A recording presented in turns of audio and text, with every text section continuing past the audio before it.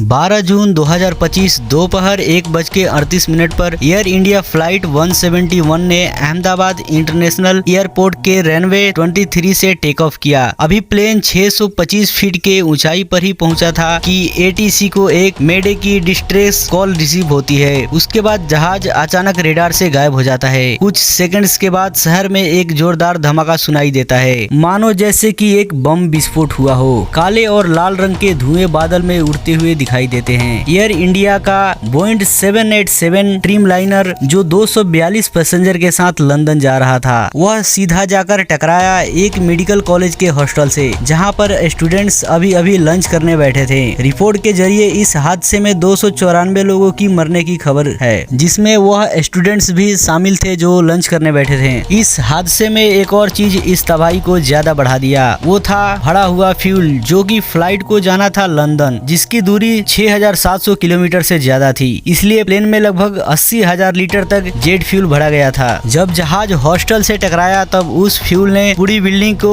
आग का गोला बनाकर पूरी बिल्डिंग को झुलसा दिया। फायर ब्रिगेड को भी आग को कंट्रोल करना मुश्किल हो गया, क्योंकि आग इतना भयानक था कि लोहे गलकर आग की तरह गिर रहे थे। यह फ्लाइट, जिसको बोइंग 787 ड्रीमलाइनर कहा जाता है, वह अहमदाबाद से लंदन जा रही थी, जिसमें 230 पैसेंजर और 12 क्रू मेंबर मौजूद थे, जो कि 169 लोग इंडिया से थे और 53 लोग ब्रिटिश नेशनल थे। पोर्टुगेज से 7 लोग थे और कनाडा से 1 पैसेंजर थे, जिसमें 11 बच्चे और 2 बेबी बच्चे थे। कमांड लाइन पे थे कैप्टन सुमित सुब्रवाल और फर्स्ट ऑफिसर लाइव कुंडर। यह दोनों एक्सपीरियंस पायलट थे, लेकिन इतनी बड़ी तबाही में भी एक जान बच गई। इमरजेंसी एग्जिट के पास सीट नंबर 11A पर बैठा रमेश विश्वास कुमार, उसने मीडिया को यह बताया कि एक जोरदार धमाका हुआ और चंद सेकंड बाद हर तरफ लाश से बिखरी हुई थी। डर के मारे मैं भाग गया, किसी ने मुझे एम्बुलेंस में डाल दिया, लेकिन उसका भाई अजय, जो कि इसी प्लेन में सफर कर रहा था, वह अभी तक लापता है। यह जहाज 11 साल पुराना था। मीटियोलॉजिक रिपोर्ट के मुताबिक उस टाइम मौसम बिल्कुल क्लियर था, कोई तूफान या कोई बारिश नहीं हुई थी। तो फिर सवाल उठता है कि प्लेन क्यों गिरा?